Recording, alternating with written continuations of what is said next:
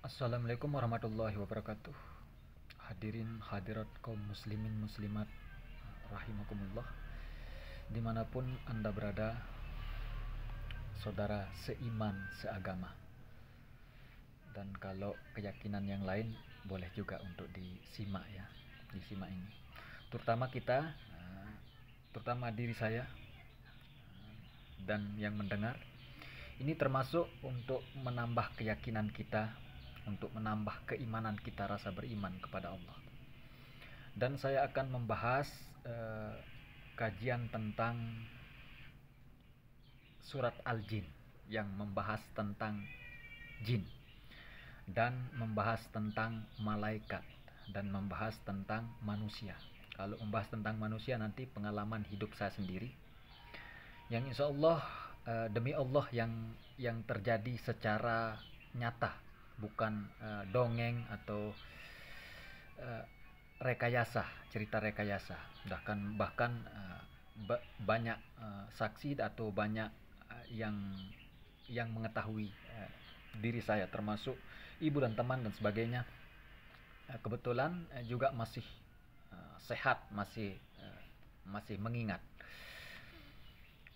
Saya akan bercerita berkaitan dengan eh, takdir Allah atau ketetapan ya. Sebenarnya itu berhubungan dengan Lauhil Mahfuz sebenarnya, eh, tentang takdir itu. Akan tetapi saya akan bahas sekarang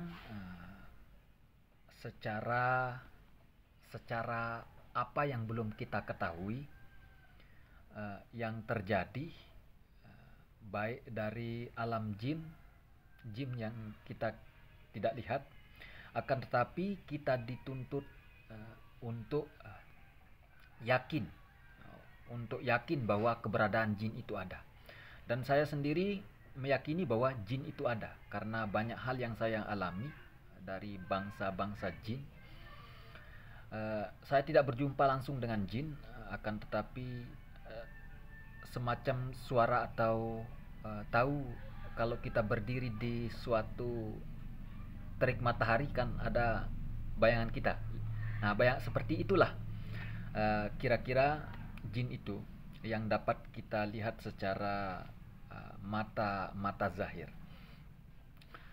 Dan di sini saya akan membahas dari kalangan jin sesuai petunjuk kitab suci Al-Quran yang disebut dalam surat Al-Jin. Diturunkan di Mekah, mengandung 28 ayat ya.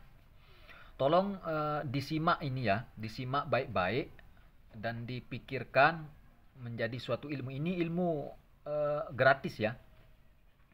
Tolong dipikirkan, dikaji untuk menambah keimanan kita bahwa tentang jin, tentang takdir, tentang kadar dan kadar Allah, kadarullah, sehingga kita menambah untuk yakin bahwa Allah itu maha benar, baik dari Al-Quran, baik dari pengalaman diri saya sendiri. Saya akan membahas sekarang di surat Al-Jin ya. Nanti kita bahas juga gimana malaikat 100%-nya baik, gimana jin 50%-nya nggak tepat, nggak baik gitu. Tapi saya mohon ya untuk media, untuk para pendengar, jangan potong-potong video ini, nanti salah paham. Nanti menjadi suatu fitnah atau gibah yang nggak tentu. Sehingga barang siapa yang suka gibah atau fitnah, nggak jelas nanti jadinya, ibarat memakan bangkai saudara sendiri. Jangan sampai kita menjadi seakan-akan hidup seperti kanibal, memakan bangkai atau memakan mayat yang sudah busuk. Tolong disimak ya. Kita kaji bersama ini. Sebenarnya saya bukan orang yang baik, akan tetapi belum bisa jadi baik juga. Tapi manusia, insya Allah semua manusia di dunia ini, yang saya tidak katakan orang itu gimana tidak baiknya, akan tetapi mungkin belum baik. Sehingga saya pun belum terlalu baik dan belum jadi orang yang baik.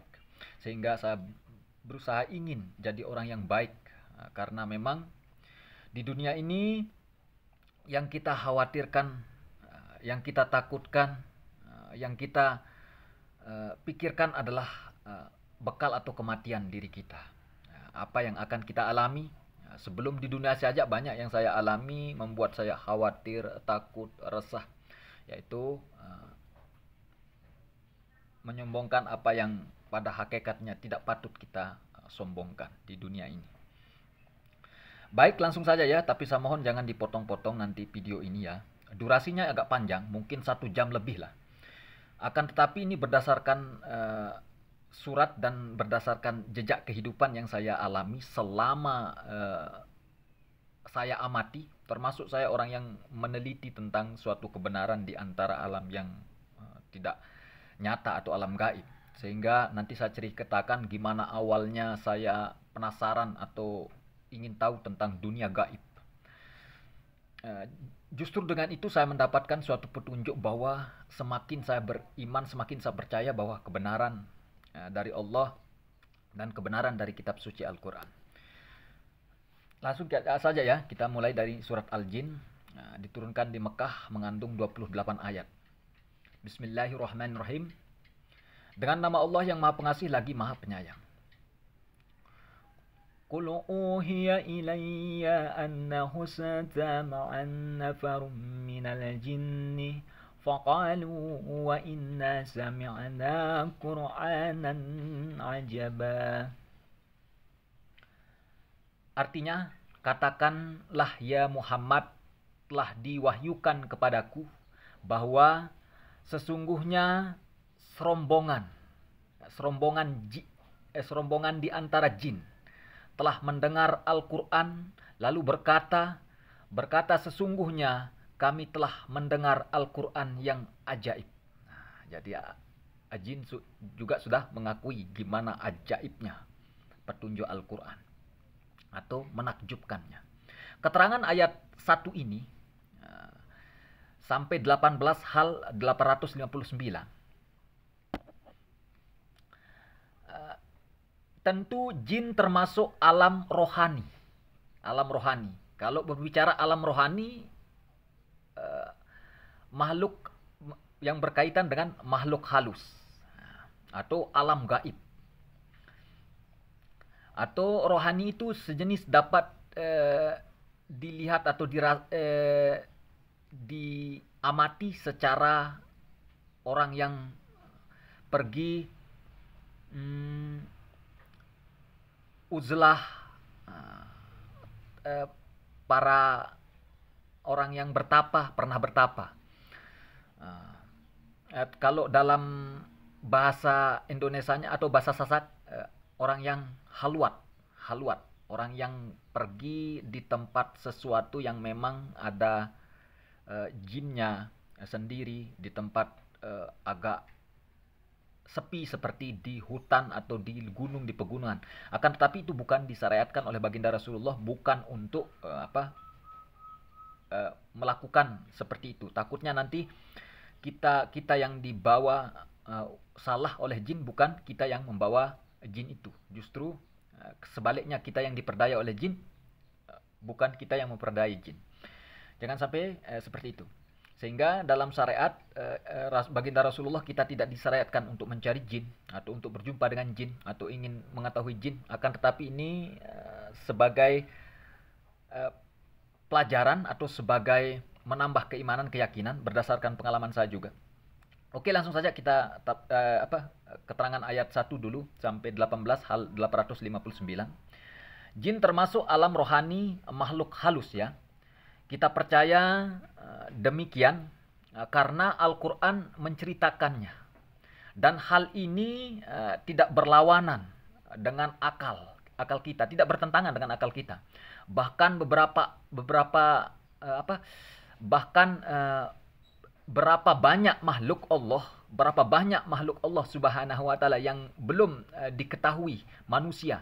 Baik belum dijangkau dengan penglihatan kita, belum dijangkau dengan nalar akal pikiran kita secara nyata, akan tetapi wajib nyata adanya. Termasuk jin, wajib kita beriman kepada keberadaan jin, wajib kita beriman, dan keberadaan malaikat.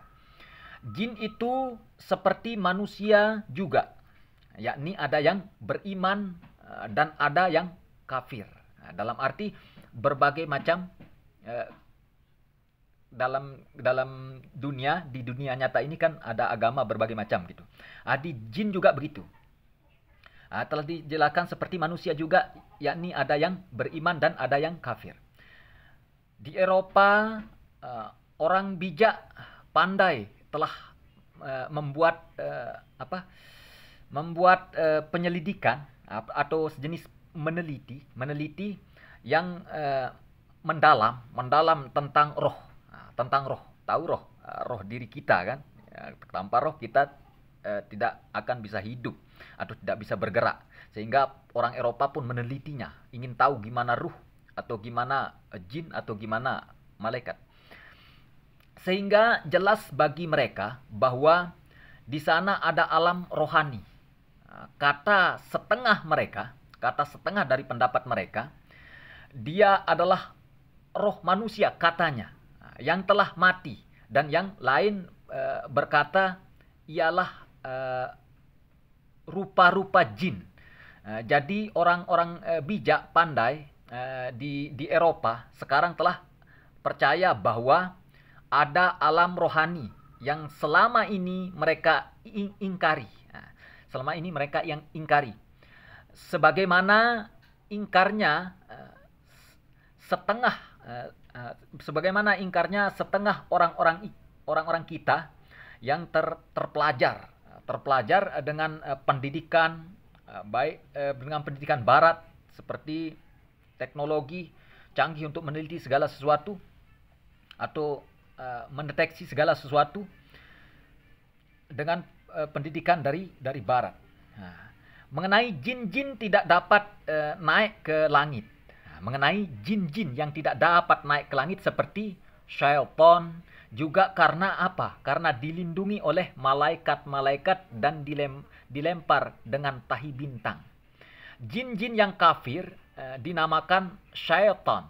Dalam hati kita kadang-kadang terbit bisikan jahat. Kadang-kadang terbit bisikan jahat atau hasrat atau keinginan, godaan yang memang nilainya tidak baik, perbuatan jahat atau perbuatan dengki atau perbuatan sejenisnya. Memang bisikan itu timbulnya dari hati kita. Maka bisikan itu dinamakan bisikan syaitan. Itu yang syaitan yang ada dalam darah atau keinginan atau hasrat diri kita. Perlu kita sadari ya. Ini fakta ya. Dan keterangan ayat 6, lanjut ya. Keterangan ayat 6 sampai 18 hal 860. Ayat 6, wa annahu kana rijalun minal insi ya'ununa birijalin minal jinni fazaduhum rahaqa. Dan sesungguhnya orang laki-laki di antara manusia minta berlindung kepada beberapa laki-laki di antara jin. Lalu mereka manusia menjadikan jin-jin bertambah sombong. Nah, keterangan ayat 6 sampai 18 hal 860.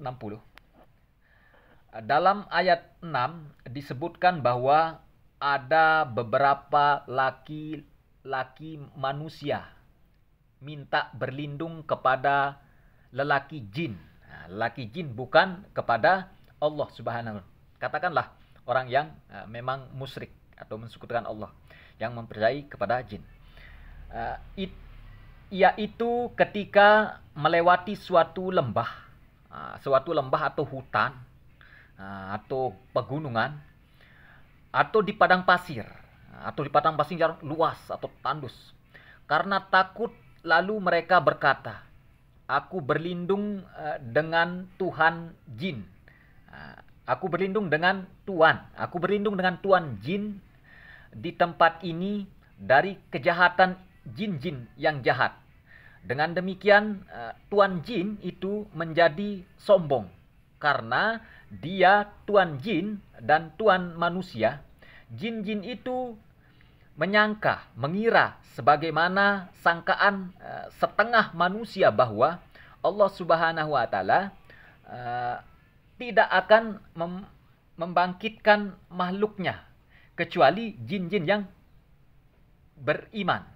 Oleh sebab itu orang-orang yang meminta perlindungan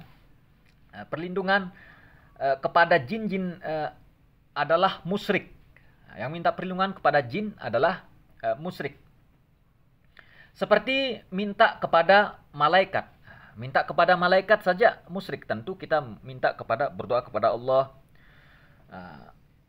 Kecuali Nabi Sulaiman yang ditundukkan atasnya jin dan manusia. Akan tetapi bukan jin dan manusia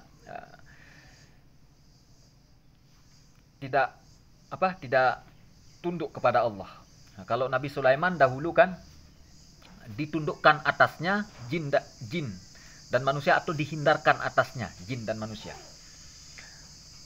Kecuali jin-jin yang beriman. Oleh sebab itu orang-orang yang meminta perlindungan kepada jin adalah musyrik. Seperti meminta kepada malaikat pun musyrik. Melainkan haruslah semata-mata meminta kepada Allah Subhanahu wa taala. Dalam ayat 11 dan 14 ditegaskan bahwa jin-jin sudah mendengar Al-Qur'an, ada yang soleh dan ada juga yang tidak, dan ada yang muslim dan yang tidak. Jadi ada yang muslim dan tidak, ada yang kafir dan tidak jin. Pendek kata, singkat cerita, jin-jin itu seperti manusia juga, sama seperti kita. Bermacam-macam, ada yang soleh, ada yang fasik, ada yang muslim, ada yang kafir. Sedangkan malaikat semuanya taat. Kalau malaikat semuanya taat kepada Allah. Karena malaikat memang pada hakikatnya tidak ada unsur nafsu. Jadi tidak bisa digoda oleh syaitan atau iblis atau jin. Tidak bisa. Dan patuh mengikuti perintah Allah. Dan syaitan semuanya ingkar dan kafir kepada Allah. Kalau syaitan. Dalam ayat 18 ditegaskan bahwa masjid kepunyaan Allah Ta'ala. Sebab itu janganlah kamu sembah suatu jua pun bersama Allah Subhanahu wa taala. Sebab itu sangat salah orang yang menjadikan masjid bergolongan seperti masjid golongan A, dan ada golongan B, dan seterus, karena hal itu menjadikan umat Islam berpecah belah, bergolong-golong. Bergolong-golong menurut nas Al-Qur'an. Menurut nas Al-Qur'an, pada hal umat Islam hanya umat yang satu menurut nas Al-Qur'an. Nah, pada dasarnya, pada hakikatnya menurut Islam, menurut petunjuk Al-Qur'an, pada dasarnya nas-nas Al-Qur'an itu dari yang satu. Ya Islam, ya semuanya kita Islam. Nah, gitu, bukan pecah. Bukan bergolongan, setiap golongan bergembira dengan apa yang ada di sisinya. Yang lain tidak bergembira dengan golongan yang lain. Dalam arti tidak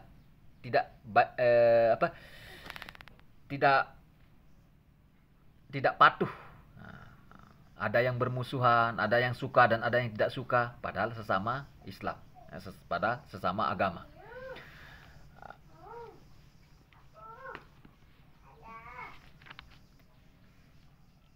Begitulah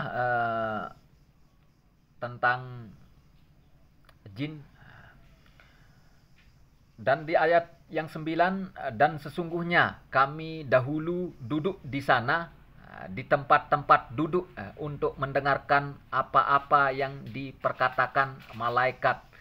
Maka siapa yang hendak mendengar sekarang, dia dapat tahi bintang yang mengintipnya atau menghalanginya. Dahulu kala jin-jin dikisahkan bahwa masih bisa naik ke langit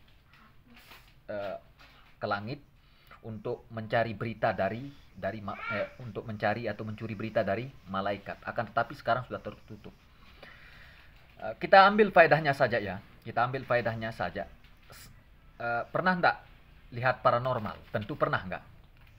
Pasti dong, pasti pernah. Paranormal itu sebagian dari mereka tentu dia ketahui jin, mengetahui hal-hal yang gaib yang belum kita ketahui, seperti peramal kan, bisa meramalkan segala sesuatunya. Saya contohkan. Peramal misal, dia meramalkan tahun depan akan jatuh pesawat misalkan 9, 7 atau berapalah. Tentu bisa terjadi, tentu bisa. Akan tetapi dia tidak tahu pesawat yang mana, pilotnya siapa, orang-orang dari mana saja yang akan jatuh, dia tidak tahu. Otomatis katakanlah 50%-nya jin itu memang benar. Akan tetapi 100%-nya di malaikat benarnya. Tapi jin pun tidak dapat mencuri berita kepada malaikat. Yang lebih tahu itu rahasianya Allah. Itu takdirnya Allah. Dan Allah pun menimpa suatu bencana, melainkan Allah lah yang mengampuni segala dosanya. Sehingga para peramal yang mungkin lebih tahu tentang jin daripada saya, dan lebih bisa melihat entah petunjuk, dibagi menjadi 3 ya. Dalam kitab yang saya ketahui, menurut saya ada yang kasab. Kasab itu bisa melihat sebatas kalau kita berdiri di tempat cahaya, tentu ada bayangan kita. Seperti bayangan yang datang lalu mungkin dibagi menjadi 2. Ada yang bisa langsung bersuara dengannya, berbicara, atau memang yang tidak bisa, sebatas dia melihat. Itu termasuk kasab. Ada ilmul badar. Ilmul badar itu orang yang bisa berbicara bahkan apa yang ada di bumi dan di langit, bertasbih memuji Allah. Tentu dia bisa berbicara dengan alam. Seperti para nabi terdahulu kan ada kisahnya. Dari nabi-nabi terdahulu. Baik dari Nabi Sulaiman, dari Nabi Muhammad, dari nabi yang sebelumnya, banyak kisah kan. Akan tetapi semua itu sekarang sudah tertutup pintu langit untuk jin-jin naik. Akan tetapi 50% bisa benar, akan tetapi 100%-nya tepatnya di sisi Allah dan di sisi malaikatnya yang lebih tahu. Akan tetapi seandainya kita tahu, misalkan kita tahu memang apa yang telah ditakdirkan oleh Allah, maka hidup kita bisa khawatir, cemas, takut, resah. Khawatir, cemas, takut, resah karena dibayangkan oleh sesuatu yang telah ditetapkan, misalkan mengerikan. Kita tidak bisa lari dari suatu hal yang mengerikan. Tentu cemas, takut, resah, gelisah kan. Otomatis ada baiknya malaikat itu menyimpan takdir, menyimpan aib manusia. Karena apa? Karena aib manusia rakib dan atib pasti tahu. Walaupun saya sendiri misalkan dikatakan seperti bot sendirian. Sebenarnya saya tidak sendirian. Pasti saya imani malaikat rakib dan atib yang selalu mengawasi saya. Dan ada jin kori kita yang selalu ikut. Dan ada juga roh kita yang tahu, dan mungkin kita tidak dapat menjangkau roh sebelum kematian. Akan tetapi inilah jasad badan kita dapat bersaksi dan diambil persaksian oleh tanah ya. Ini badan saya unsurnya, zatnya dari tanah kan, diciptakan dari unsur tanah, kembali ke tanah. Dulu Adam, nenek moyang kita kan diciptakan dari tanah, lalu kembali setelah mati kembali ke tanah, ke jasad ini kembali ke tanah. Otomatis ini sebagai memori atau jejak kehidupan kita. Jadi kalau kita bohong, tidak bisa kepada Allah, kepada malaikat. Akan tetapi baiknya malaikat tidak menimbulkan kita resah, takut, gelisah, khawatir. Walaupun dia dicatat segala aib kehidupan kita, baik buruknya, dia tidak beberkan. Dia tidak menjadikan suatu yang makan bangkai-bangkai yang memang gibah atau fitnah. Dia simpan. Itu baiknya sisi malaikat luar biasa 100% baiknya. Akan tetapi kalau jin, beda jin. Jin dapat meresahkan, gelisah, terus takut, khawatir. Kenapa? Karena ketika kita ke paranormal, kita bisa diganjar oleh Allah. Tidak diterima sholat kita selama 40 hari. Kenapa? Karena kita akan dibayangkan oleh takdir yang memang tidak patut kita ketahui dan tidak patut kita ikut campur terhadap takdir Allah. Karena apa? Karena ibadah kita nanti kalau kita sholat, mau bekerja, dibawa tidak enak, resah, gelisah, takut, khawatir. Karena kita dibayangkan kata-kata paranormal, kata dukun, nanti begini, begini, begitu, begitu. Memang mungkin 50%-nya bisa terjadi dan 100%-nya nggak jelas. Disitulah antara jelas dan tidak jelasnya menimbulkan suatu keresahan, kegelisahan, ketakutan, dan sebagainya. Tidak ada keusuhan dalam ibadah. Saking takutnya mungkin ya, takutnya ngeri atau apalah, kematian yang kayak gimana, apa yang akan terjadi, bencana apa dan sebagainya. Mungkin bisa menjadi suatu hal yang dipikirkan. Tidak perlu dipikirkan, takdir Allah itu kita jalani dengan kehidupan yang baik saja. Kita isi dengan baik yang baik-baik.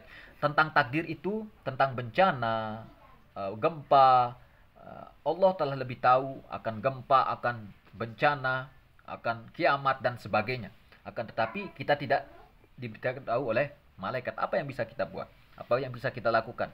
Kita ini sebatas makhluk Allah, sebatas hamba yang tidak bisa lebih berbuat apa-apa selain meminta kepada Allah, dijauhkan dari segala macam bala bencana. Akan tetapi bala bencana itu memang ada dan sudah ditetapkan keadaannya. Bahkan sampai hari kiamat pun dunia, bumi, langit ini hancur gitu. Sehingga begitulah. Dan saya termasuk orang yang penasaran tentang dunia gaib. Dunia gaib awalnya dulu sekitar tahun 2002 ya. Kalau tidak salah di sana saya masih kelas 5 ya, kelas 5 SD. Waktu itu kelas 5 SD, demi Allah saya pernah melihat suatu hal yang menakjubkan bagi saya. Entah itu kalau bahasa Lomboknya selak kayak atau apa kan. Intinya menakjubkan. Suatu hal yang saya lihat dengan mata saya di depan, jaraknya sekitar 1,5 meter dari tempat saya berdiri. Saya berdiri bersama saya sendiri dan kawan saya bernama Awan waktu itu. Waktu itu menjelang badai Isya. Waktu itu ada lampu-lampu yang terang sekali. Waktu itu saya lagi tunggu oven. Oven itu oven tembakau, tempat keringkan tembakau. Waktu itu pakai minyak minyak tanah gas. Masih gas. Jadi sinar dari api gas itu terang dan belum ada lampu juga, belum lampu juga menerangkan, tambah terang seperti selayaknya siang hari saking terangnya. Waktu itu saya duduk ya, sampai saya ditakuti oleh bangsa yang gaib, sampai tanah itu demi Allah sampai terlihat bergerak dari batangnya sampai ujungnya, sampai kayak lindur yang sangat besar bergerak semuanya, satu kebun itu di sekitaran kebun di depan saya itu bergerak semuanya. Dan juga pada bulan puasa ya, bulan puasa itu saya duduk bersama teman saya namanya Ali. Saya duduk menghadap timur, lalu di suatu rempungan, di suatu tahu bambu itu satu rempung, satu gumplukan tempat tumbuhnya itu di sebelah timur saya. Lalu saya duduk, tapi agak jauh jaraknya, sekitar berapa ya, sekitar 10 meter lah. Tapi cukup jelas waktu itu, kalau tidak salah Isa juga menjelang menjelang Isanya. Sesudah Isanya, setelah selesai sholat Isya, saya duduk sambil merokok ya. Saya menghadap timur. Lalu tiba-tiba keluar itu seperti bundar, bundar seperti lebih besar daripada bola, bundar, terus lebih besar daripada bola, keluar dari perut bumi. Keluarnya itu tidak lazim, keluarnya berbentuk api, api yang menyala. Waktu itu dia naik dari batang batang bambu itu. Demi Allah dia naik dari batang bambu itu, naik. Terus anehnya dia menyala sampai kayak percikan, tahu bunga api waktu waktu bulan puasa kan kita bakar bunga-bunga api. Nah, seperti bunga api itu banyak sekali. Sehingga dia naik dari bawah bambu itu. Saya duduk sama teman, bambu itu dia naik terus sampai saya kira bambu itu terbakar semua. Kayak terbakar sudah, kayak api. Terus semua sampai sampai saya dengar dengan telinga saya dan mata saya lihat kayak suara terbakar, bergeretes. Nah, bergeretes terbakar satu rempungnya, satu bambu semuanya di sana terbakar. Kelihatannya saja waktu pas di puncak bambu itu, di atas ujung bambu ya, di atas ujung pohon bambu itu, api itu langsung lurus ke barat, pas mengenai di atas kepala, di atas kepala saya menoleh ke atas ya, saya menoleh ke atas, dia melintas di atas kepala saya menoleh ke atas, melihat sendiri, langsung dia kayak jet itu saking benyangnya ke barat, ke barat. Saya menghadapi dia ke barat. Terus saya lari sambil saya ingin lihat dia akan kemana dan jatuhnya kemana kan gitu. Saya lihat, tapi nggak ada. Saking cepatnya. Kebetulan ada bangunan, ada bangunan oven di belakang saya kan. Bangunannya setinggi sekitar 7 meter lah. 7 meteran. Oh, kalau tidak salah ya 7 sampai kurang lah sedikit mungkin.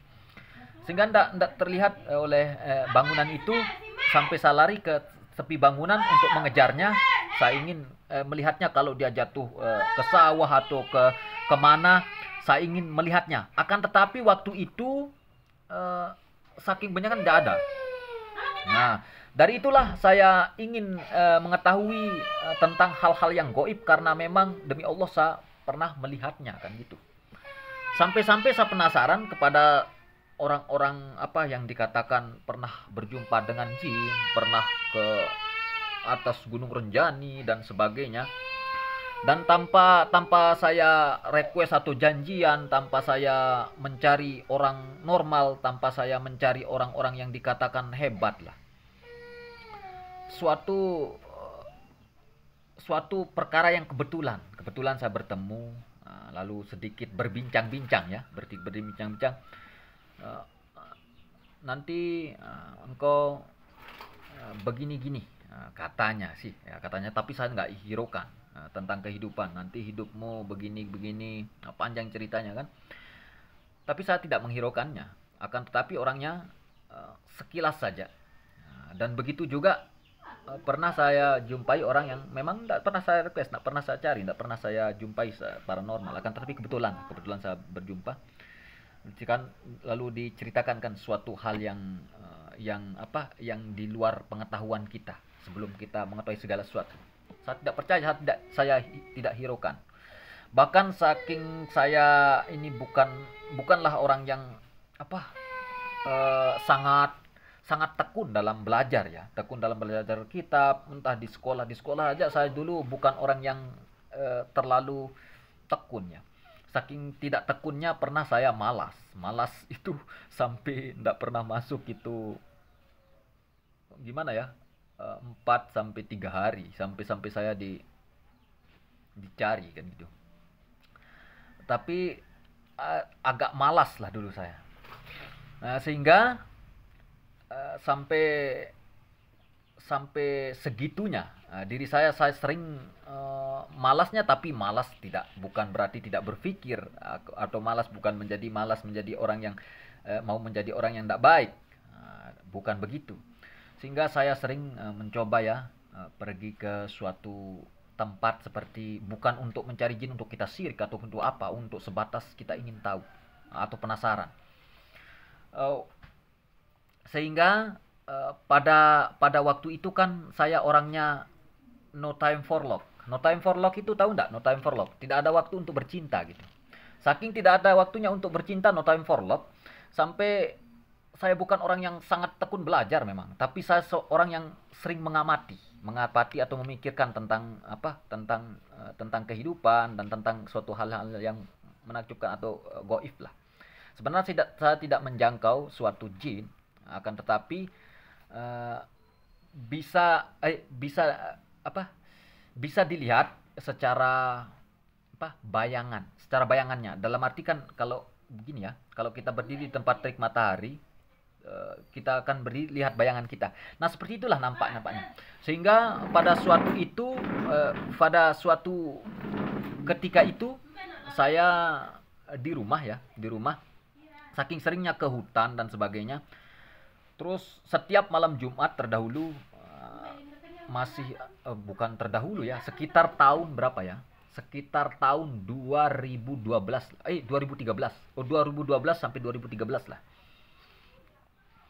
Eh, Pada saat itu kalau malam Jumat di rumah saya pernah kejadian eh, kalau jam satunya sampai jam 2-nya ada suara seperti orang bersih-resih. Tahu nggak CS? CS itu kan orang yang bersih sampah-sampah.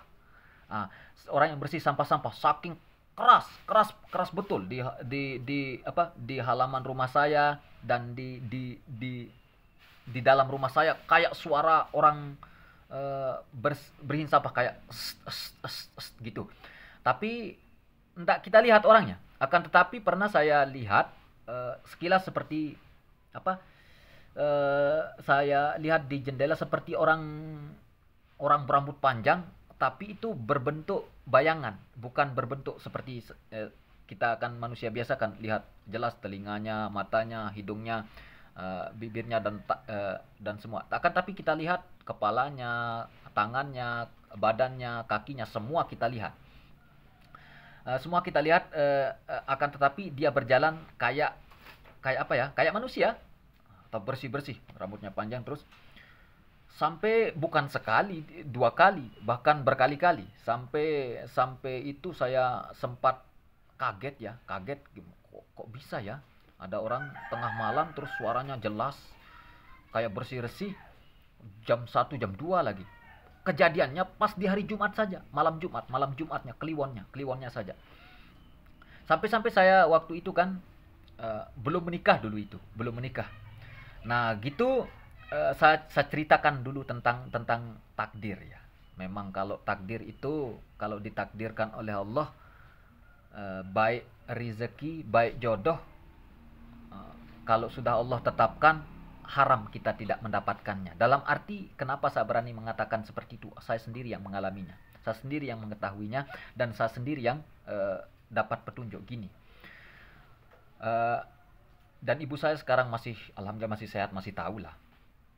Memang saya orangnya dulu ya gimana agak kurang rajin lah dalam sekolah sehingga ibu saya sering memintakan saya doa kepada tuan guru seperti tuan guru eh, mutawalli, mintakan doa kan agar agar rajin lah sekolah. Terus ada tuan guru juga dari Praya, entah ke paranormal mungkin juga dia sering ibu saya meminta agar gimana caranya hatinya ingin tekun belajar, ingin ingin rajin sekolah gitu. Sebenarnya saya tetap sih sekolah, tapi terkadang agak gimana? Agak malas. Malasnya di belajar di sekolah, akan tetapi kalau di rumah saya merenung, orangnya merenung. Bukan berarti malas tidak berfaedah. Malas tapi saya tetap berpikir. Orangnya tidak gimana ya? Tidak berhenti untuk memikirkan gimana agama kita, gimana kehidupan kita, gimana baiknya, gimana buruknya. Selalu saya pikirkan. Sampai-sampai kehidupan saja saya perlu pertimbangkan segala sesuatu sebelum saya melakukan aktivitas ya, aktivitas kehidupan. Gimana ini baiknya, gimana buruknya, gimana bolehnya, tidak bolehnya. Saya selalu gimana dalam firmannya boleh ndak. Saya berusaha kalau memang ndak boleh, saya berusaha tidak melakukan. Sehingga gimana bolehnya, yang saya semampu saya bisa lakukan. Gimana tidak bolehnya, semampu saya bisa, semampunya saya bisa berusaha untuk tidak melakukannya. Begitu.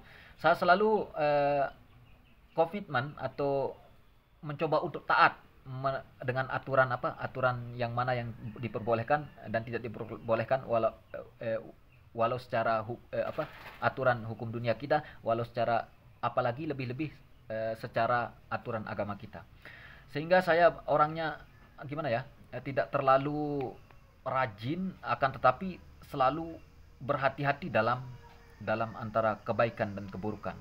Saya selalu terus berupaya untuk menjaga diri kita agar diri saya agar selalu dalam dalam peraturan, dalam eh, perintah Allah yang benar, bukan yang disalahkan.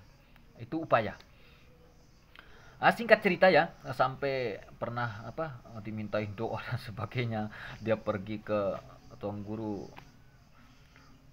selatan ya, juga di Praia, sampai-sampai gini gini ya, sampai-sampai pernah guru dulu kan, sampai-sampai ibu saya mengatakan, eh, Hir, kan saya dipanggil Hir ya. Hir, kamu mau diminta, mau diambil oleh tuan guru, mau dididik, istilah mau dipelihara agar agar rajin atau apalah. Tapi saya mengatakan, nggak mau. Nah, anda tang milih. Saya nggak mau. Enaknya di rumah, enaknya sama ibu, enaknya sama ayah. Saya tidak mau diminta-minta. Juga saya tidak mau eh, istilahan dalam bahasa Sasak pekendeng adik. Milih tendeng li dengan tua, lagu tiang kita milih pekendeng adik. Menu lah. Sehingga saya bukan orang istimewa ya. Saya bukan orang istimewa, tapi anehnya ini fakta ya. Saya bukan orang istimewa, saya bukan orang yang terbaik dan bukan orang yang paling baik. Tapi anehnya segala dalam kehidupan saya sering mendapatkan petunjuk yang tepat. Anehnya tepat juga gitu. Waktu itu kan saya belum nikah ya, belum nikah. Terus adalah kita dapat petunjuk dari jenis jin. Tapi saya percaya jin itu bisa benar 50% dan bisa salah 50%, dalam arti tidak tepatnya. Tapi anehnya itu tepat gitu. Sampai-sampai eh, dulu yang kesurupan itu, ada orang kesurupan kan, kesurupan, kerasukan jin lah. Wallahu alam, pokoknya kerasukan jin pada waktu itu. Kerasukan jin namanya Yati lah. Ya, Yati atau siapa? Ya. Terus terus dia tanpa tidak sadar, dengan spontan lah. Tapi spontan waktu itu ibu saya mengunjungi atau melihatnya dengan sendiri. Lalu dikatakan ibu saya kan, dikatakan, itu anakmu Hir, nanti dia akan nikah, istrinya bernama Carmila, Mila gitu. Loh, kok aneh kan? Tapi saya tidak hiraukan, saya tidak, itu jin. Jin itu kan 50% bisa benar dan bisa 50%-nya bohong gitu. Tapi dia sebut nama juga. Tapi kan 50%-nya, 50-nya dia tidak tahu tempat rumahnya, tidak tahu orangnya, tapi kok dia sudah mengatakan akan menikah. Itu padahal eh, belum belum saya sendiri masih bertanya. Loh, kok kalau Carmila, kalau nama Mila itu kan banyak orang nama Mila. Tapi saya belum kecantol yang namanya Mila itu. Maksud saya belum lihat, belum lah, istilah mau lah gitu. Anehnya saya abaikan kan. Abaikan, jin gitu. Tapi anehnya waktu itu pas bulan puasa ya, saya bercerita dulunya. Pas bulan puasa saya pergi ke Lombok Timur, ke Batu Baya namanya kan. Batu Baya, saya jalan-jalan sama eh, teman saya ya, kan sering ngaji ke masjid, ngaji tadarus lah, ngujang. Nah, sehingga namanya Awan Bengku ya. Terus bersama Jan, bersama Suhar, namanya Jeri Gonjong. Sehingga saya ke sana ya. Kebetulan saya pertama istilahnya pergi jalan-jalan lah sampai malam gitu. Sebelumnya saya sering di rumah, merenung di rumah saja. Saya jalan gitu, terus memang di masjid itu banyak banyak perempuan kan, banyak perempuan, jadi enggak saya ngerespon, tetap saya no time for love gitu, tidak ada waktu untuk bercinta. Eh, Bahkan untuk mencari uang saja saya tidak, no time is money, dalam arti kan tidak ada waktu untuk mencari uang. Saya orangnya sering hanya liburan, dan memang dulu agak manja lah sedikit kan, agak manja, sampai-sampai orang tua saya ajak saya apa ajak, enggak terlalu apa eh, menekan saya, tapi saya orangnya tidak hura-hura, tidak pergi keluyuran dan gimana ya, kesana kemari hura-hura, dan tiada ada apa, eh, tidak ada manfaatnya. Tapi saya memanfaatkan, saya sering ke hutan untuk melihat pemandangan dan merenung, dan mencari suatu ketenangan dan sebagainya. Dan di rumah saya pun juga saya orang yang sering merenung. Saya tidak terlalu pandai, tidak terlalu pintar, tapi sering membaca sedikit-sedikit lah. Dan sehingga singkat cerita, waktu itu saya ke Lombok Timur ya. Terus saya lihat sekitar berapa ya? Kalau tidak salah 7 orang, 7 orang perempuan ya, lagi lagi baca Al-Qur'an. Terus keluar semuanya kan udah selesai. Oh, enggak, 3 orang atau 4 orang gitu. Keluar. Terus saya lihat satu di antara sekian banyak ya, satu di antara sekian banyak perempuan itu, saya lihat satu yang panjang rambutnya. Waktu itu sampai sampai tumitnya, sampai saya kemelongo gitu. Tahu kemelongo enggak? Bukan berarti saya hayalan yang enggak gitu. Sampai saya melihatnya kayak orang kebebang gitu kan. Loh, kok panjang sekali cewek ini rambutnya gitu kan. Jadinya saya penasaran, kalau rambutnya panjang terus bergelombang. Itulah istri saya sekarang kan, yang dulu, Carmila namanya. Eh, panjang panjang rambutnya kan, panjang rambutnya. Terus sampai-sampai saya ini orang yang sebenarnya tidak terlalu agresif pada perempuan, dalam arti kan tidak terlalu mengejar kan, tidak terlalu merespon. Saya orangnya gimana, saya katakannya no time for love, tidak ada waktu untuk bercinta. Terus saking tidak tahu, waktu saya pulang ke rumah, saya belum tahu ini namanya ya, belum tahu namanya istri saya, belum tahu. Tapi kok kok sampai kepikir, saya sampai sempat kepikir bahwa kata ibu saya itu, engkau akan menikah, kata orang kesurupan itu, engkau akan menikah dengan Carmila. Nama orangnya. Terus sampai saking saya penasaran ya, saya tanyakan lah, pas malam keduanya saat ke sana, bukan ke orangnya, akan tetapi ke temannya. Namanya almarhum Kati ya. Waktu itu saat duduk ya, sambil saya menanyakannya kan, nah, siapa namanya yang paling panjang rambutnya pas pas keluar ngaji di masjid itu. Terus dia bilang Carmila, Mila. Loh, so, saya kepikir, apakah benar itu kata eh, ibu saya, ndak saya tahu kan gitu. Nah, saya pikir nggak penting lah. Tapi entah mengapa kan saya kayak orang terdorong gitu. Sebenarnya saya orang ini nggak mengejar perempuan gitu. Tapi entah mengapa saya kayak orang terdorong. Saya ingin mengikutinya, dan saya ikuti dari jauh ya. Saya ikuti dari jauh.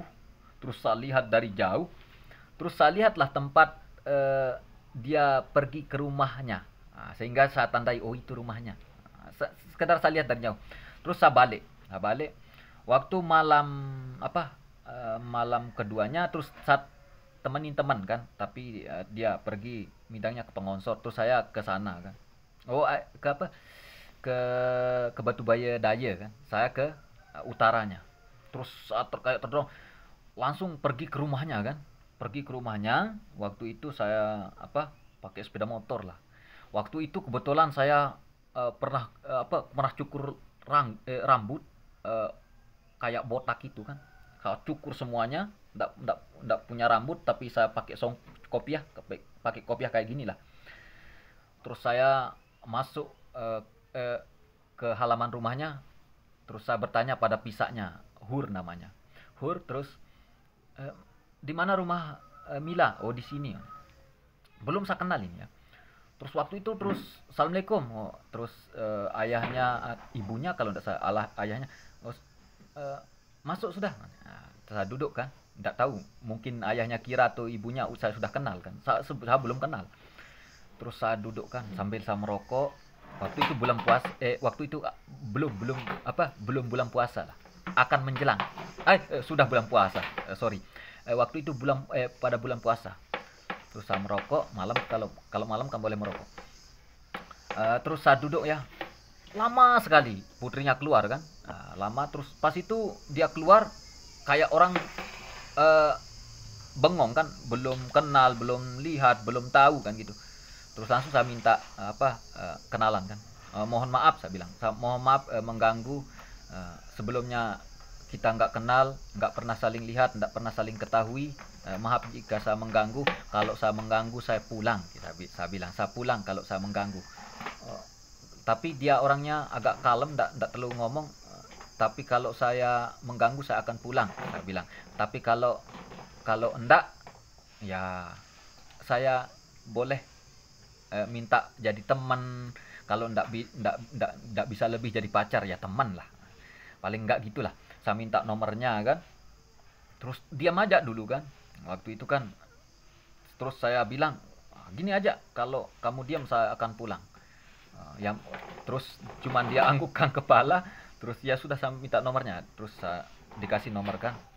Waktu itu baru pertama saya begitu mengejar perempuan lah. Sebelumnya enggak pernah.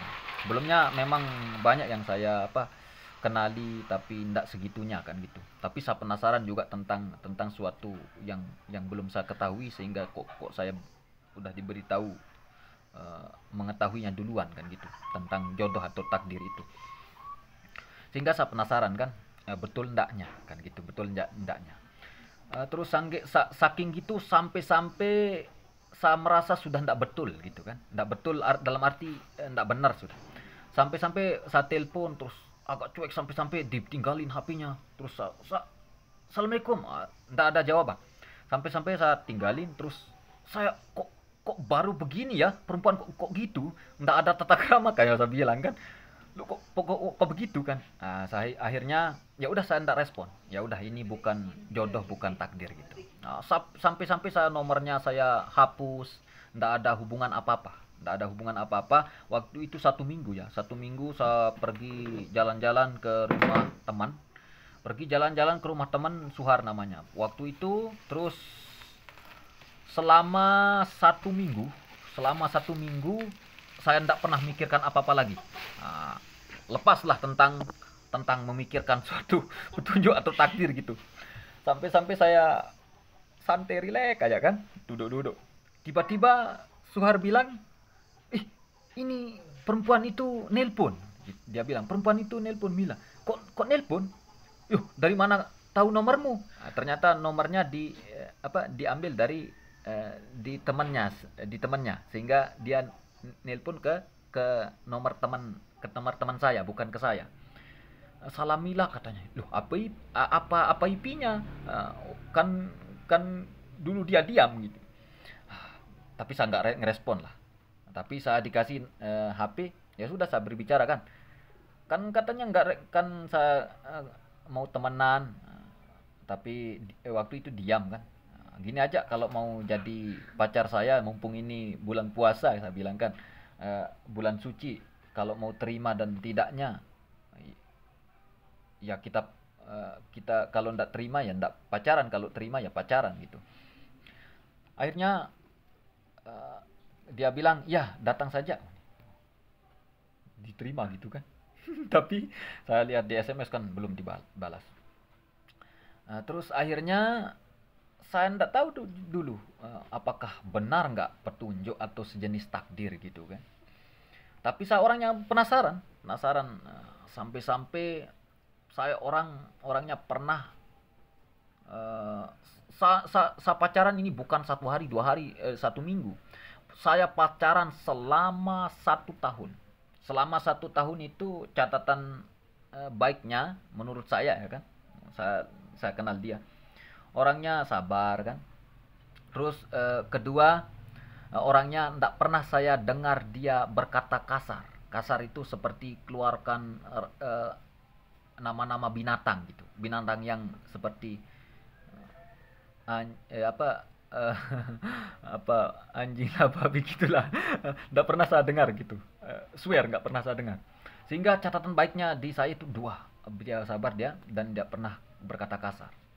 Dan saya suka gitu.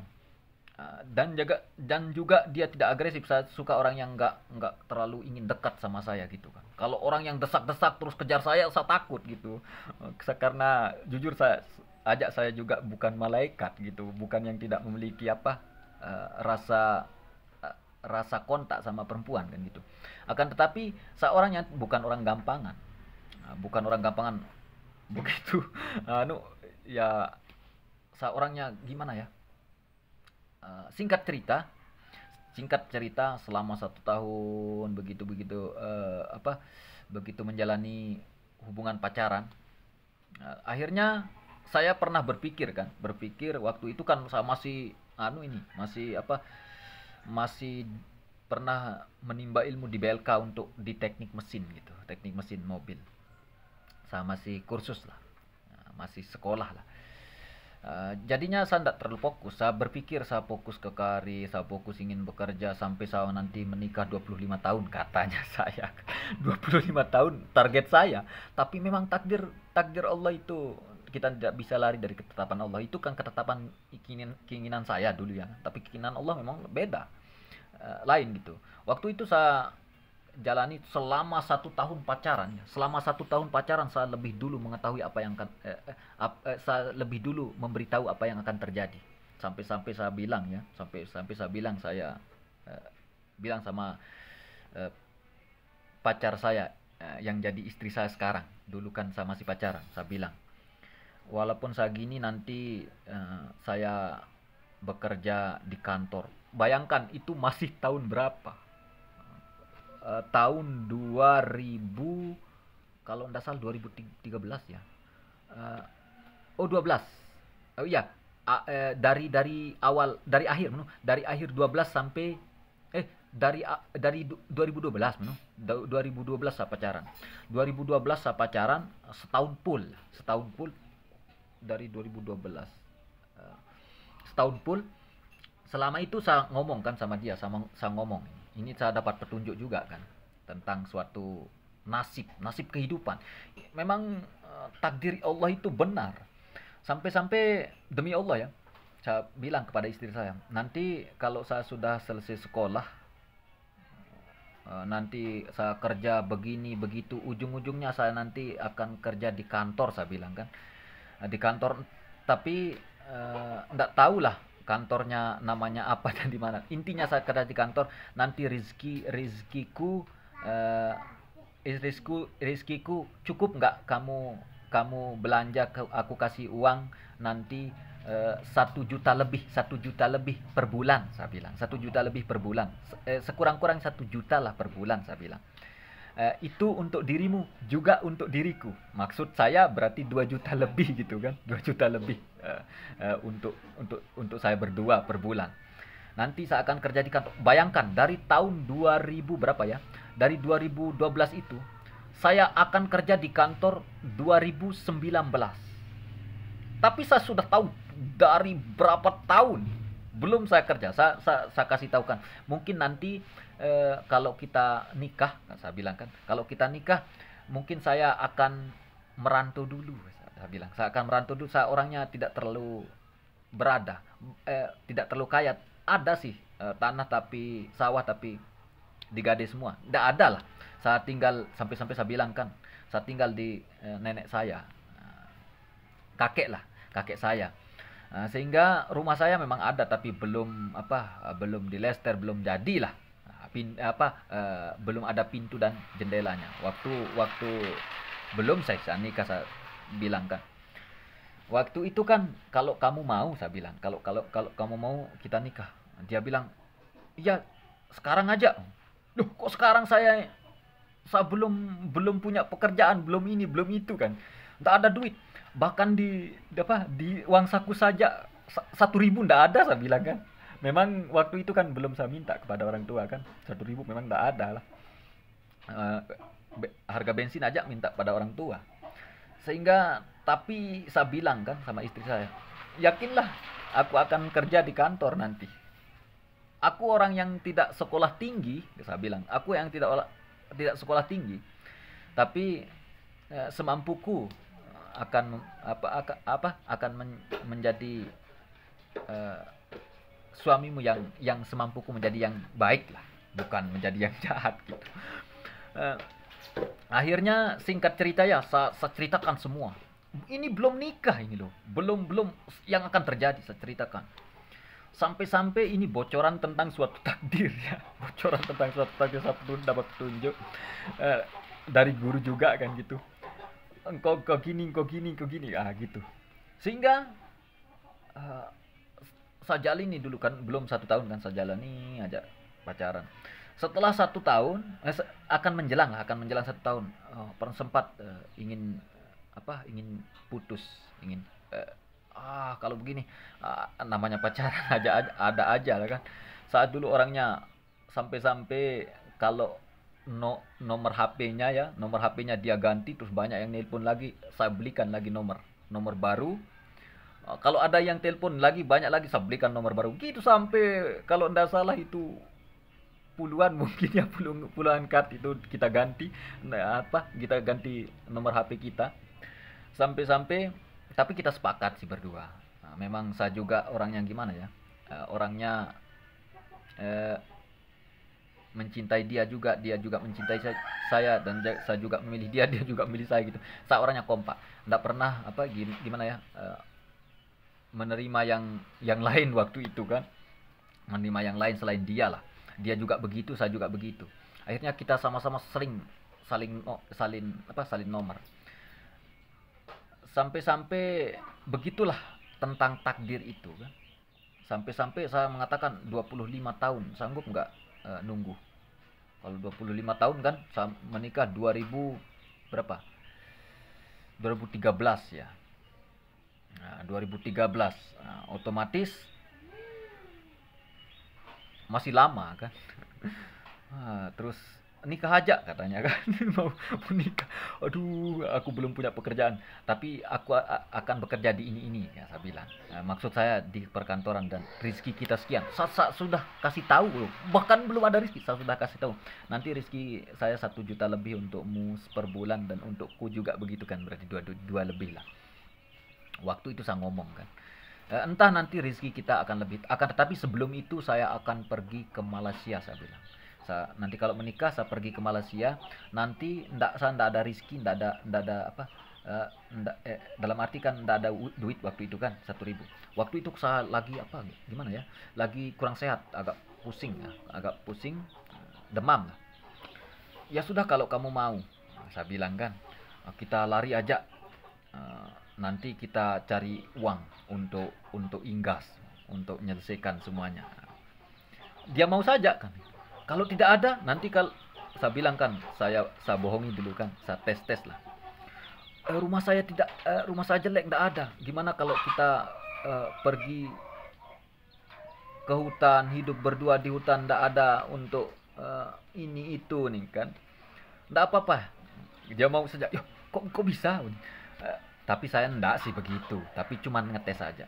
Sampai-sampai saya gimana saya ajak kamu merantau mencari duit, mencari rezeki untuk inggas. Mau saja gitu. Saya kepikiran. Akhirnya enggak bisa saya pikirkan terlalu panjang ya. Akhirnya pernah juga sampai putus 1 kali kan. Sampai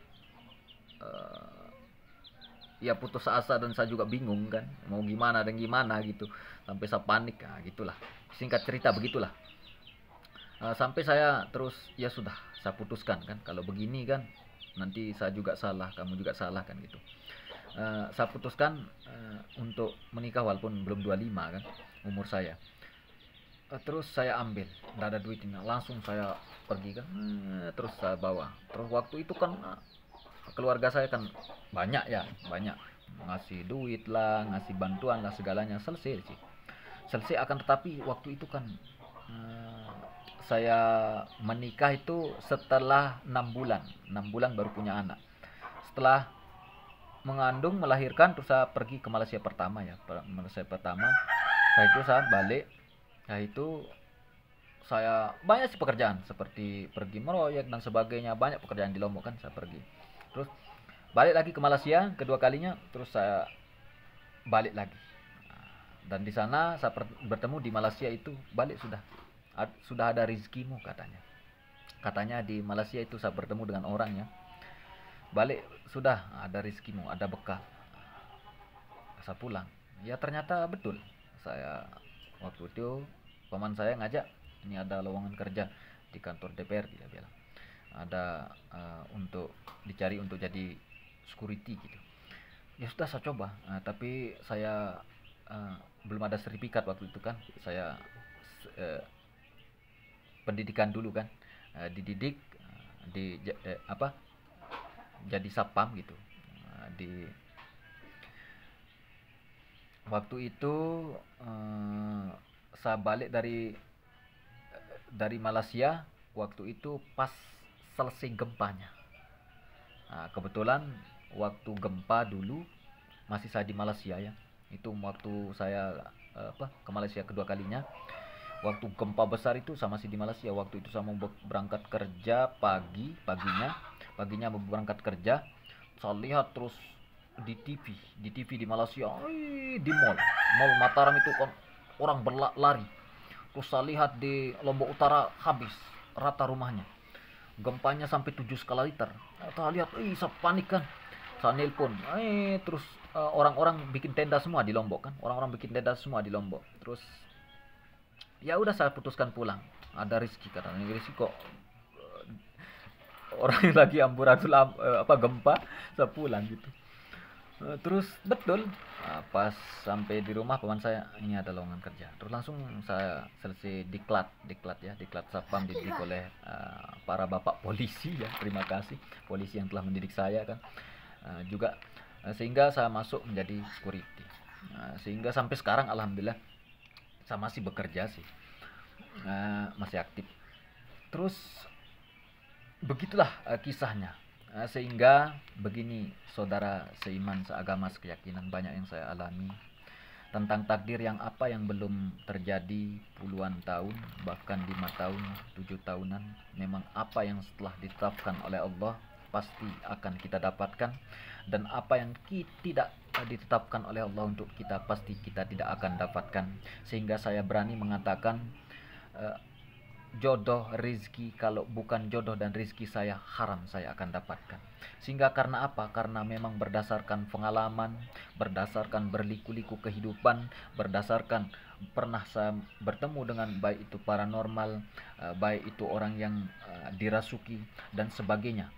Dan segala petunjuk itu pernah saya lari dari kenyataan kehidupan, akan tetapi semuanya tidak bisa, justru akan menjadi suatu kefatalan.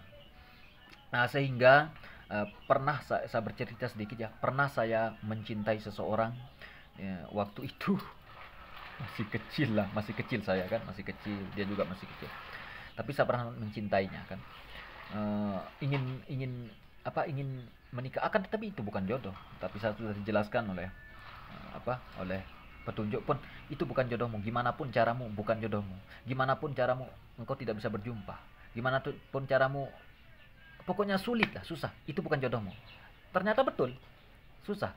Berjumpanya aja susah, ketemunya aja susah, kenalnya aja lebih susah lagi. Dekatnya maksud saya lebih susah. Dalam arti kan tempat sekolah beda, rumah beda, semua memang kalau orang tuanya bisa setuju sama saya. Akan tetapi mungkin gimana ya? Pokoknya kalau bukan jodoh ya memang nggak mungkin lah. Tapi sekarang kan saya sudah sama-sama, mungkin ya nggak perlu saya sebutkan namanya ya. Mungkin dia sekarang anaknya 3 atau 4, nggak tahu sah. Intinya 3 lah. Sama seperti saya juga anak saya sudah 3 gitu. Anak saya sudah 3. Itu tentang jodoh pun Allah telah tetapkan. Sehingga saya sangat yakin, beriman bahwa Allah maha benar, baik. Allah telah memberikan kita petunjuk dari makhluk-makhluknya yang berupa dari jin, 50%-nya benar dan 50%-nya enggak tentu. Akan tetapi di malaikat rakib dan atid, malaikat Allah, utusan Allah yang lebih tahu 100%-nya tentang kebenaran dalam diri kita. Sehingga itu pun Allah yang tahu, dan malaikatnya lebih baik untuk kita. Kenapa? seandainya, sekiranya paranormal dapat dekat dengan jin, lalu jin dapat dekat dengan malaikat, maka dunia ini tidak akan pernah aman. Kenapa? Karena kalau kita tahu tentang takdir kita lebih dulu, kalau kita tahu tentang akan apa yang akan terjadi, baik nanti yang kita pilih tidak kita dapatkan, yang kita tidak pilih kita dapatkan, itu akan menjadi suatu, ada sedihnya, ada resahnya, ada gelisahnya, ada takutnya. Pokoknya tidak ada keseimbangan. Apalagi seandainya malaikat berbicara tentang aib kehidupan kita dari A sampai Z, tentu manusia ini betapa banyaknya akan ditelanjangi dengan kemaluan, malu yang sangat luar biasa. Akan tetapi malaikat tidak begitu. Bukan malaikat mengajarkan, bukan Allah mengajarkan untuk bergibah tentang suatu aib atau berfitnah sehingga seakan-akan makan bangkai saudara kita sendiri. Sehingga malaikat itu baiknya, Allah Azza wa Jalla baiknya menyimpan aib-aib kita. Luar biasa, maha benar Allah yang dengan malaikatnya menyimpan segala aib-aib kehidupan dengan baik, sangat baik. Akan tetapi jinlah yang dapat membuat manusia mengetahui 50%-nya dan membawa kita dalam kebimbangan 50%, dalam keadaan yang tidak tahu, tidak tentu. Gibah, fitnah, berandai-andai atau berumpama semua yang terjadi itu kalau kita ikuti syaitan, atau kalau kita ikuti jin. Kalau kita ikuti bangsa jin tidak jelas. Akan tetapi memang ada petunjuk, setengah dari pengetahuan malaikat ia tahu, akan tetapi setengahnya dia tidak tahu. Itu tidak ada kejelasan, sehingga kalau kita ramalkan gempa bumi 2 kali setahun, misalkan terjadi 3 kali setahun, atau tidak terjadi di suatu tahun ini dan tahun depan dan depannya, dan 7 tahun dan 8 tahun yang akan datang, ini yang terjadi, ada gempa, ada tsunami, ada longsor dan sebagainya, ada pesawat jatuh sekian dan sebagainya. Itu pun ketika kita akan meramalkan segala sesuatunya, tidaklah sangat baik menurut saya. Kenapa? Coba apa yang kita bisa tolong untuk dia? Tidak ada. Tidak ada yang kita bisa tolong untuk dia sebagai seorang hamba Allah yang tidak lebih berdaya, yang tidak lebih bisa menalar semua itu. Contoh, kalau kita ramalkan pesawat nanti tahun ini 7 yang jatuh atau 9, kita tidak tahu pilotnya siapa, kita tidak tahu orang-orang dari mana yang akan jatuh dan jatuhnya di mana, intinya jatuhnya saja. Itu menimbulkan nanti yang akan di perjalanan menggunakan transportasi itu resah, takut, dan semua ekonomi, apakah semua ekonomi bandara atau semua akan mancet gitu. Nggak mungkin juga, saudara-saudaraku. Nggak mungkin juga kita akan hentikan segala sesuatunya, tidak ada aktivitas karena kita ramalkan segala sesuatu. Masa kita ramalkan segala sesuatu terus langsung kita hentikan aktivitas, sedangkan aktivitas yang kita tahu, yang kita ketahui dan tidak kita ketahui belum tentu. Dalam arti kan, kalau sehari orang pakai pesawat sekian kali, ya 5-6 kali lah, atau puluhan kali sehari semalam, akan tetapi belum tentu satu yang jatuh. Kan gitu. Otomatis nanti kalau kita hentikan semua itu, negara kita terbengkalai, rakyat kita resah, rakyat kita gelisah, rakyat kita tidak ada keamanan, tidak ada nyamannya, melainkan meresahkan. Nah, sehingga alangkah baiknya kita bersikap seperti biasa saja. Kita jalani kehidupan dengan niat yang baik, mau kemana, dan tutup isi kemana, dan akan kemana. Intinya berbuatlah selalu dalam kebaikan. Intinya tidak ada faedah melainkan kemudaratan jika kita mengikuti ramalan yang belum tentu pasti di tempatnya di mana, orangnya siapa yang akan korbannya, dan siapa yang akan mati dan sekian, kita tidak tahu, ngambang. Nah, sehingga meresahkan. Intinya kita jalani kehidupan, niat yang baik, menjalani kehidupan dengan baik, gitu saja. Nah, kalau kita ikuti setan atau jin, saya sendiri yang banyak membingungkan tentang jin ini. Karena apa? Karena 50%-nya benar, 50%-nya tidak tentu. Nah, yang tentunya di malaikat akan. Tetapi saya pernah katakan seperti tadi, malaikat itu ada baiknya. Allah itu ada baiknya, menyimpan semua. Meski kita tidak tahu, tidak ketahuan saya paling selamat. Tapi kita berharap semoga seluruh umat baginda Rasulullah Sallallahu Alaihi Wasallam mendapatkan syafatul uzma, syafatul kubra, mendapatkan naungan, pertolongan dan ampunan Allah Subhanahu Wa Taala, mendapat syafaat baginda Rasulullah Sallallahu Alaihi Wasallam, mendapatkan perlindungan, keselamatan dari dunia sampai akhirat. Mungkin tidak semua setiap tahun tidak ada bencana, tidak ada korban, akan tetapi gini, kita ambil positifnya.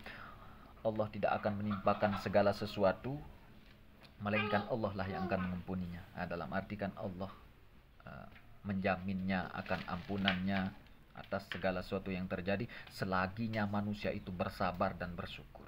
Intinya bersabar dan bersyukur, dan jangan kita memikirkan atau menolak suatu takdir yang telah ditetapkan, baik yang kita ketahui maupun yang kita tidak ketahui. Memang kita tidak ketahui tentang Lauhil Mahfuz atau takdir itu, akan tetapi berbicara itu sudah semuanya sudah ditentukan oleh Allah Subhanahu Wa Taala. Tugas kita cuman beribadah kepada Allah. Dalam arti beribadah itu puasa, zakat, sholat, sembahyang, kan begitu. Ada rizki, sedekah dan sebagainya, amal jariah dan sebagainya yang baik-baik saja. Sisanya itu kita jalani kehidupan tetap dalam menjalani keadaan yang jadi orang yang baik gitu. Karena apa? Karena takdir. Takdir ini kita tidak pegang, melainkan Allah yang pegang. Takdir ini kita tidak tentukan sendiri, melainkan Allah yang menentukannya. Kata Allah yang lebih tepat daripada kata kita, kemauan Allah yang jauh lebih tepat daripada kemauan kita. Sehingga banyak liku-liku kehidupan, apa yang kita harapkan, apa yang kita inginkan, ujung-ujungnya keinginan Allah yang tercapai, ujung-ujungnya keinginan kita yang tidak tercapai, mengajarkan kita untuk sabar, untuk bersyukur kepada nikmat Allah Subhanahu wa Ta'ala. Sungguh nikmat Allah tidak dapat engkau hitung. Dalam surat Ar-Rahman 31 kali Allah mengulang-ulang dalam ayat yang sama, Fabi ayyi ala rabbikuma tukadziban, wahai jin dan manusia, nikmatku yang manakah engkau dustakan? Saya akan mendustakan apabila saya tidak bersyukur bahwa hidup bulu mata saya saja saya tidak dapat ciptakan, apalagi badan, apalagi raga ini, apalagi saya akan berjalan tanpa ruh, tanpa apa, tidak bisa. Jadinya hidup ini adalah amanah titipan dari Allah yang kita pinjam akan kembali kepada apa yang telah ditentukan oleh Allah, yaitu kullu nafsin za'iqatul maut, setiap yang bernyawa pasti akan merasai yang namanya mati, kematian itu. Sehingganya apa yang kita persiapkan adalah semampu-mampu kita untuk menjaga perbuatan diri kita dengan perbuatan yang baik. Sehingga kenapa saya mengatakan demikian, belajarlah dari pengalaman saya gimana jin kori bahkan selalu tahu 50% dan selalu tahu malaikat rakib dan atib 100%-nya tentang gerak-gerik kehidupan kita, kemanapun kita melangkah kaki kita, dan bumi mengambil persaksiannya. Apapun yang kita perbuat Allah melihatnya, apapun yang kita perbuat malaikat Allah mencatatnya, dan apapun yang kita lakukan jangan pernah mengira bahwa kita sendirian. Ada Allah, ada malaikatnya, ada jin-jin yang melihat kita di sekelilingnya. Sehingga kita pun wajib beriman kepada jin, keberadaannya. Memang jin itu ada, dan malaikat pun ada, dan Allah Azza wa Jalla yang menciptakan dan mengadakan semua itu. Dan saya beriman kepada Allah Subhanahu wa Ta'ala yang telah menciptakan bumi dan langit dan seisinya. Asyhadu an la ilaha illallah wa asyhadu anna Muhammad Rasulullah. Ku bersaksi tiada Tuhan selain Allah dan Muhammad itu adalah utusan Allah. Dan singkat kata, saya akan bernasehat pakai bahasa Sasak ya. Ini nasihat untuk Sasak Lombok. Ini saya tulis tentang adab nih, tentang adab tiang pelungguh, bahkan mungkin di seluruh dunia jangan ketahuan bahasa Sasak apa kenan bahasa Sasak nu bahasa Lombok apa kenan Lombok nu Lombok lurus, atau bahasa Arab ihdinas siratal mustaqim, berikanlah aku jalan yang lurus. Ya, kita lurus baik-baik saja dalam menjalani kehidupan dengan adab-adab yang baik. Barang siapapun yang belum baik dengan ibadahnya, mungkin dia belum baik, bukan tidak baik, akan tetapi dia bisa menjadi baik ibadahnya. Saya tidak mengatakan orang itu sangat tidak baik, akan tetapi belum baik. Mungkin belum baik kan gitu. Kalau katakan tidak baik, kan Allah menciptakan sehelai debu pun tidak sia-sia. Allah menciptakan sehelai debu tidaklah sia-sia. Apalagi manusia tidak sia-sia diciptakan, jin tidak sia-sia diciptakan, dan sebagainya. Dan alam semesta ini tidak sia-sia pun diciptakan. Ini tentang kehidupan. Mengenai kehidupan, kan binatang saja hidup, manusia hidup, malaikat hidup, jin hidup. Hidup semuanya dengan adab. Hukum adab dijalani oleh malaikat juga. Malaikat tidak melanggar kodratnya kepada jin. Jin tidak dapat melanggar kodratnya kepada malaikat. Jin tidak dapat melanggar kodratnya bertukar menjadi manusia menjadi jin menjadi manusia, kan begitu. Sehingga saya manusia dan jin tidaklah sama, akan tetapi sama makhluk Allah Subhanahu wa taala. Dan jin dan manusia sesungguhnya sama-sama masuk, ada yang masuk surga dan ada yang masuk neraka.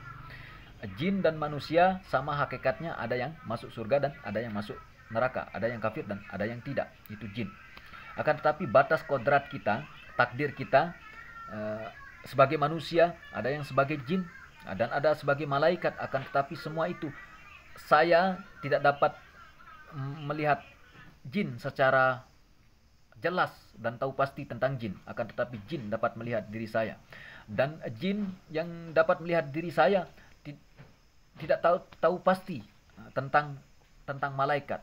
Malaikat yang melihat jin tidak dapat menjangkau melihat malaikat lebih detail, sehingga jin tidak dapat mencuri berita dari malaikat yang 100%-nya.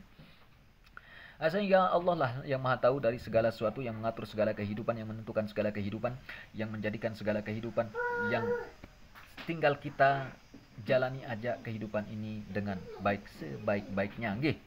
Adik sak barang-barang baik nggih, selamat melet lalu selamat kan, melet selamat li dunia, melet selamat li alam kubur, melet selamat sampai akhirat, insya Allah lemun tertentu tahu gitu jaga ruan kehidupan nggih. Ambet telai lemun solah lain menulah kehidupan ni. Dan Allah akan menghitung walaupun seberat zarah kebaikan yang pelungguh nanti hitung si Allah taala. Anta timbang si Allah taala li nerja timbangan sak keadilan. Lamun do kita timbangan nggih marak niki kan ta. Timbangan ustara.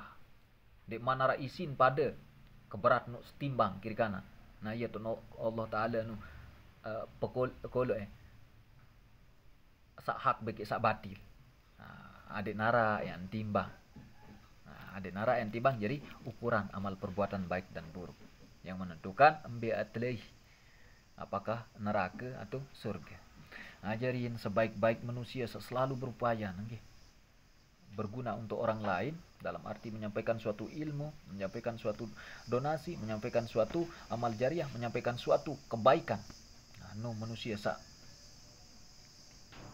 paling berguna. Ajarin kehidupan ni berusaha ngiring gawe segala ruan kebaikan, dalam arti ndet jak mau segala ruan ayat tau gawe mana-mana semampu-mampu setahun-tahun dah kurang sehat mana-mana berniat adik sa milih gawe ruan kebaikan dakat jak ndet tahu mana-mana demanan kebaikan, walaupun niat doang munasolah yang dakat kurang sehat ndet tau gawe mau ada pahala dakat tu innamal a'malu binniyat, sungguhnya amalan itu tergantung pada niat. Dakat yang pelung kita dengan pihak jambatan, misal kita dengan pihak jambatan dia tahu lalu si kurang sehat jaga uzur mana-mana berniat milih melet lalu walaupun dia tahu walaupun yang tinduk doang misal aku niat milih lalu mau ada pahala dengan sa pihak jambatan senu. Ajarin Allah taala nu pokok temilih berniat berbuat kebaikan walaupun dia tahu dia mampu buat kebaikan demenan kebaikan senu. Nah menuju juga lemun keburukan nggih, lemun terpaksa doang dia kena ya gawe keburukan, apalagi ndesak ya milik keburukan. Lamun tak ya gawe keburukan ndek kena, apalagi ndek terpaksa doang, mun terpaksa gawe keburukan ndek kena. Temele doang gawe keburukan ndek kena kan. Ajarin kita berupaya nggih adik entan sak ndek teman tahu gawe segala kebaikan, lagu tedemenan segala kebaikan. Ndek tahu ya bigawe selapunya. Ni nasihat oleh tiang timu de pirengan atau indang. De pirengan tentang adab nggih, bahasa Sasak itu sih. Adik bay negara lain dek ngerti nggih. Adik bay negara lain adik dek ngerti. Namun de nara apa jelasan nggih. Adik beja adik sa arak jadi bahan pikiran menu kan. Kendek-ndek sa ita doang ni marak tiang nih. Tebalas jadi nggih. Meni maksud tangga. Kan dengan bahasa Inggris kan kedun tiang dek tak ngerti. Dengan muni dek ngerti tiang sak dengah dek ngerti. Nah ni tiang kedua bahasa Sasak dengan dek ngerti. Tiang ngerti marak menu kan. Lamun bahasa Inggris dengan congceng-congceng apa terjaga unin turis senuk bahasa Inggris tiang dek tak ngerti dek tang kerong kenen. Nani lamun tang bahasa Sasak menu juga. Nian dek keton kenen tang nyaring kan. Atau dengan Arab tiang dek tang tahu bahasa Arab. Lagu lamun dengan Arab bahasa Sasak wah dek ngerti, bahasa Indonesia pun kurang, apalagi kurang paham kan. Ajarin pada tanda ngerti lagu maknan sak perlu nggih, maknan. Apa maknan semua ni? Maknan sak perlu. Lamun solah kenen, solah erti apa-apa kedun bahasa. Bahasa Sasak, bahasa Arab pokok dendek sembayang doang kedua bahasa Sasak. Pokok dendek sembayang doang kedua bahasa Inggris. Lamun dek berbuat suatu penyampaian, selegin penyampaian denu tahu terpahami si kanca-kanca ndak sesasak de ngerti. Nah bareh ade bae dengan Inggris ndak ngerti jaga. Ade jadi pemikiran ni doang girang piat jadi mikir kan menu si bahasa ni. Pada dengan beke Arab doang girang piat kita mikir si bahasa ni. Nah ni kita tepi ai mikir si bahasa kita. Ni nggih. Ajarin indang nggih. Beradab adik tesa terjauhan dek segala macam masalah. Ia tak ia gunan adab. Muntah beradab adik sak terjauhan dek segala macam masalah nggih ngiring. Nasihat adab Sasak Lombok. Nasihat adab Sasak Lombok sak leman tiang nih. Sak ya nasihat atau peringat nggih. Nasihat adab Sasak Lombok sak leman tiang. Lamun temele jari dengan sak endek kena atau lengi setiap dengan sak mele lamun temele jari dengan sak endek lengi.